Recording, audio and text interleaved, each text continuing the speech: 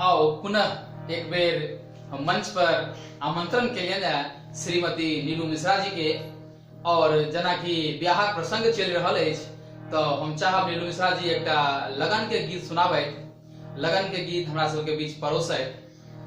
कतिक मधुर भाषा, कतिक एक शालीनता, एक संस्कार है हमर मैथिली में। देखल जो हर कतिक एक विध, एक ब्याह कतिक रास विध बनल है आ ओ हर विधक एकटा ने एकटा कारण छे, एकटा ने एकटा ओइ में किछ राज छुपल छे, तहिला ओ विध छे।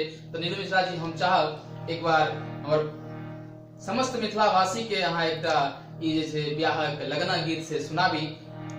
आओ सुनल जाओ नीलू मिश्रा जी से एकटा ई मैथिली लगन गीत। पूर्वे दिशा से चल गए